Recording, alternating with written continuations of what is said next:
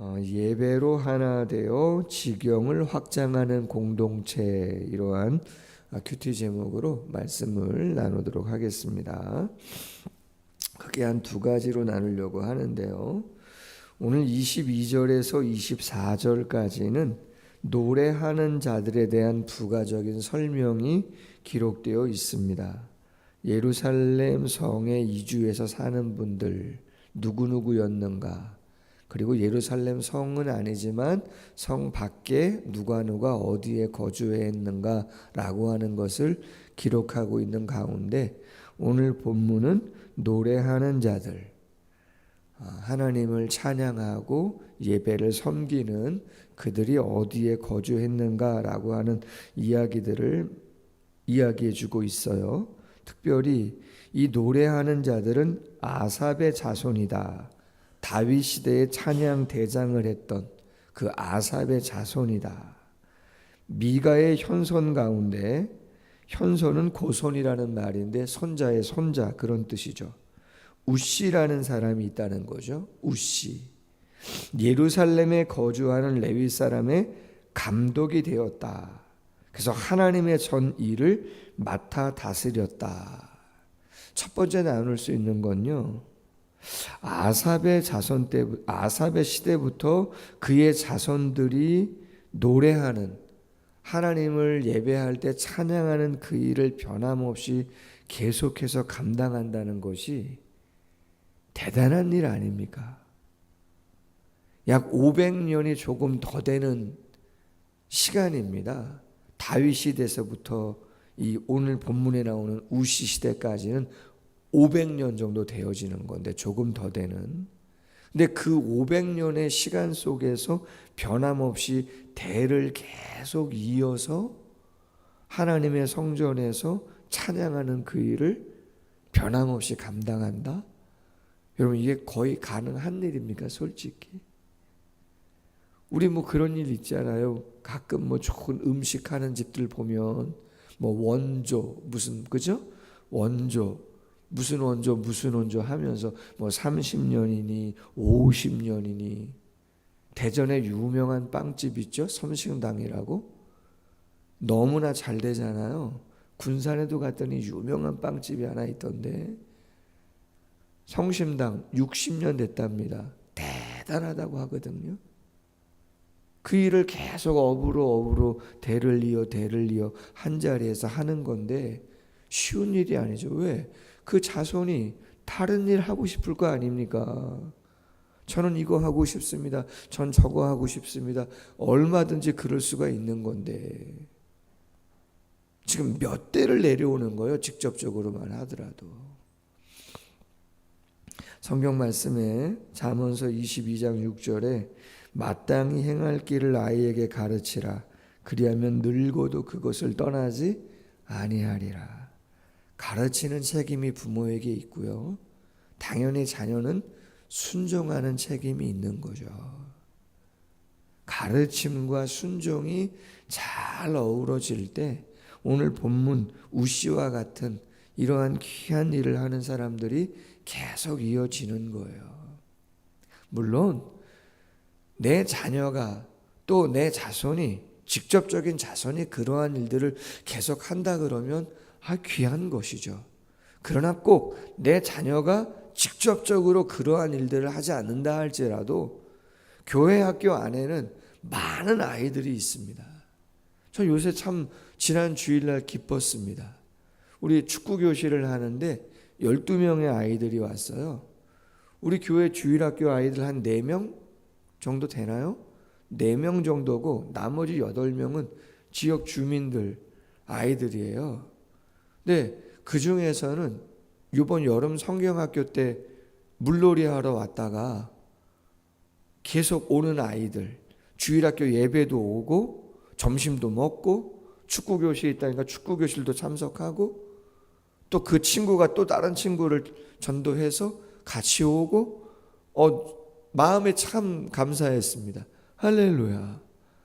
그 가운데는요, 다른 교회를 다니는 아이인데 오전에 예배 드리고 또 교회에 와서 노는 아이도 있고, 그 아이는 주중에 도서관에 와서 뭐 블록도 하고 레고도 하고 노는 아이예요.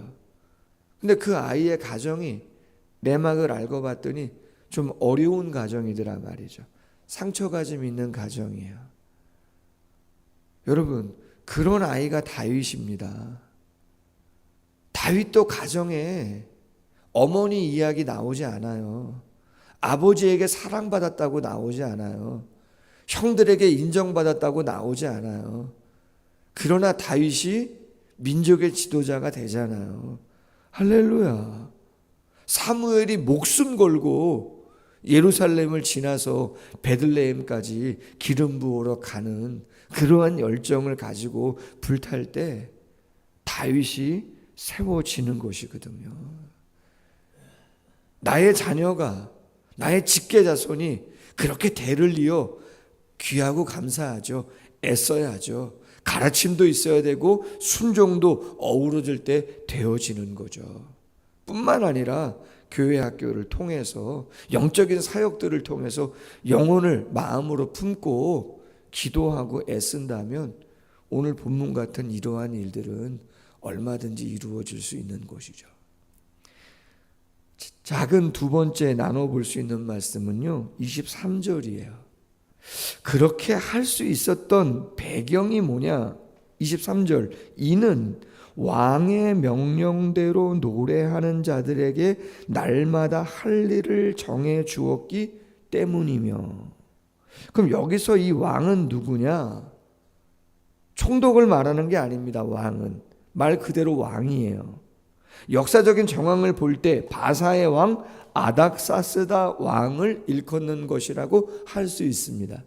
그럼 그 바사의 왕인 아닥사스다 왕이 속국인 예루살렘의 예배의 찬양 대장이 해야 할 일 하나하나 다 가르쳐 줬겠느냐? 그런 이야기는 아니고 권한을 위임했다, 그런 이야기인 거죠. 바사의 왕이었던 고레스가 70년 포로 생활을 청산하고 귀환을 시킬 때 참 이스라엘 백성들에게 호의적이었습니다. 고국으로 돌아가라. 너희가 섬기는 신을 너희가 자유롭게 섬겨라. 예배하려면 편안하게 예배해라. 호의적이었죠. 오늘 본문에 나오는 바사의 아닥사스다 왕도 그렇게 호의적이에요. 느헤미야에게 총독의 직분을 주고 성벽도 지으라 그러고 제목도 주고 군사들도 주고 호의적이잖아요. 바벨론의 느부갓네살 왕은 전혀 그렇지 않습니다. 아주 못됐죠. 성전 다 헐어버리잖아요. 성전에 있는 모든 거 다 빼앗아 가잖아요. 절대로 하나님 섬기지 못하게 만들잖아요. 기도해야 할 이유가 여기에 있죠. 바울도 말합니다. 디모데전서 2장 1절이야. 내가 첫째로 권하노니 모든 사람을 위하여 간구와 기도와 도구와 감사를 하되 임금들과 높은 지위에 있는 모든 사람을 위하여 하라. 이는 우리가 모든 경건과 단정함으로 고요하고 평안한 생활을 하려 함이라. 아멘. 저희가 왜 나라와 민족을 위해서, 위정자들을 위해서 기도해야 됩니까? 저는 좋은 의미의 확신이 하나 있습니다. 남과 북의 관계가 쉽지 않습니다. 어제 뉴스를 보니까 그 풍선에 오물 띄워서 보내잖아요. 5,500개? 그 정도가 왔답니다. 지금까지.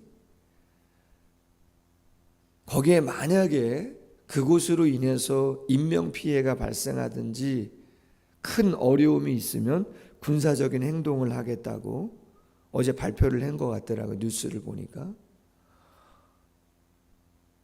그럼에도 불구하고 어떤 정치 지도자는 뭐 이제는 통일을 포기하자 뭐 그러한 이야기도 했다라고 하는데, 정치적인 발언이니까 무슨 말씀을 드리는 거냐면요.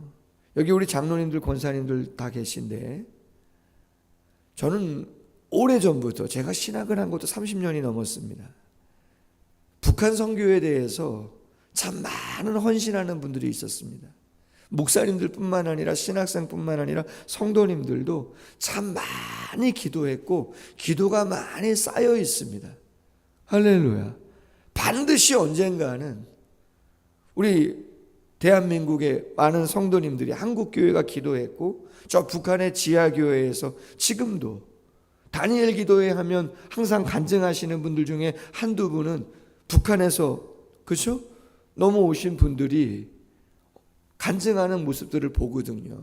그럼 아직도 드러나진 않지만 기도하고 찬양하고 가정에서 은밀하게 예배하는 지하교인 성도들이 있단 말이죠. 하나님이 그 기도 외면하시겠느냐? 저는 그렇게 생각하지 않아요. 하나님이 쌓여놓은 기도가 있고 눈물이 있고 간절함이 있는데 하나님이 하나님의 때에 하나님의 방법으로 이끄시지 않겠는가? 할렐루야. 그 확신이 있어요. 그 간절함이 있단 말이죠. 그래서 우리가 늘 위정자들을 위해서 그리고 나라와 민족을 위해서도 끊임없이 기도해야 된다. 오늘 귀환할 수 있었던 이유가 뭐냐? 성전에서 예배하고 찬양할 수 있었던 그 이유, 배경이 무엇이었는가? 그것은 하나님의 보이지 않는 섭리를 통해서 위정자들의 마음을 감동하셔서 그런 것들을 허락하도록 위임했기 때문에 자유롭게 그러한 신앙의 자유를 누릴 수가 있어서 하나님을 예배한 거다. 마지막 하나 더 말씀을 보면 25절 이하 마지막 36절까지는요 유다 자손 일부입니다. 그리고 31절에 보면 베냐민 자손의 다른 사람들이 어디에서 어떻게 이주해서 어느 동네에 거주하며 살았느냐 뭐 그러한 이야기를 하는 거예요. 그런데 전체적인 공통점은 뭐냐면 30절 하반절에 보면 이런 표현이 있죠. 그들은 브엘세바에서부터 심론의 골짜기까지 장막을 쳤다. 자, 이 표현은요 여호수아가 유다 지파에게 차지하라고 명령했던 모든 지역들을 상징할 때 표현하는 문구입니다. 브엘세바에서부터 심론의 골짜기라고 하는 것은 말이죠.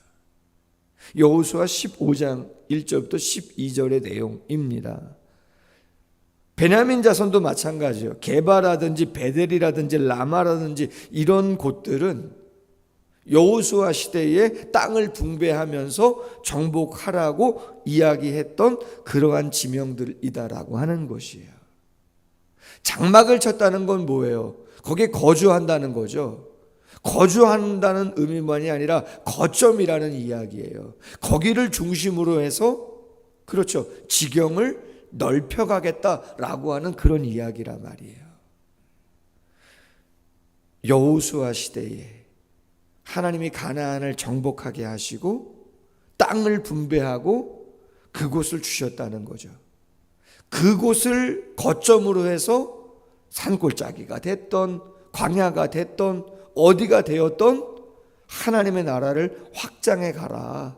그런 사명을 주셨는데 포로에 귀환한 남유다의 백성들이 그 사명을 다시 한번 붙잡고 자기들에게 하나님께서 주셨던 그 땅에 가서 그 땅이 어떠하든 그 땅에 가서 다시 장막을 치고 삶을 영위한다는 것은 하나님의 사명을 잊지 않고 있다라고 하는 것을 이야기해 준다는 거죠.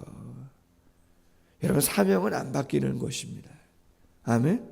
하나님이 우리를 부르신 그 부르심도 안 바뀌는 것이고 사명도 안 바뀌는 것입니다. 바울이 빌립보 교회인들에게 이야기하는 것처럼 나의 달려갈 길과 주 예수께 받은 사명, 할렐루야, 위에서 부르신 부름의 상을 쫓아 표대를 향하여 힘있게 달려가는 것은 우리의 포기할 수 없는 귀한 사명인 것이죠.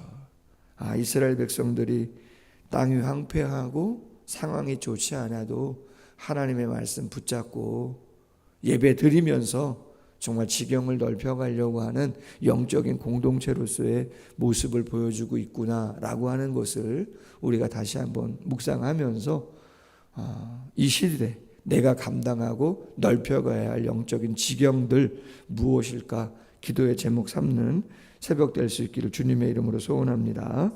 기도하겠습니다. 하나님 아버지, 놀라운 일입니다.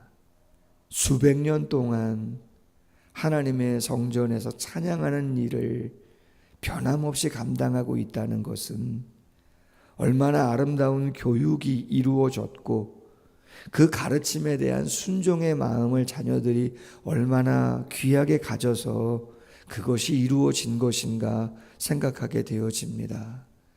우리의 자녀들, 우리 교회 학교에 사랑하는 귀한 한 영혼 한 영혼들, 이 믿음과 소망 가지고 잘 감당할 수 있는 저희들 될 수 있도록 도와주시기를 원합니다. 인내가 필요하고 애씀과 헌신이 필요할 터인데 주께서 우리에게 거룩한 소망으로 함께해 주시기를 원합니다. 왕의 명령을 통해서 이 일이 가능한 것이었다고 이야기해 주고 있습니다. 하나님의 섭리지만 위정자들이 하나님 그러한 권세와 능력을 하나님을 예배하는데 온전히 바르게 사용할 수 있도록 주께서 그들을 붙잡아 주시기를 원합니다. 급한 일 생기지 않도록 주님이 도와주시고 바울이 이야기한 것처럼 평안한 생활을 위하여 신앙생활의 온전한 영위를 위하여 위정자들 임금들을 위하여 기도하라 이야기했사오니 주께서 이 나라와 이 민족 열방을 붙드시고 하나님을 경외하고 두려워하는 자들 세우셔서 하나님 나라 확장 이루어질 수 있도록 함께해 주시기를 원합니다.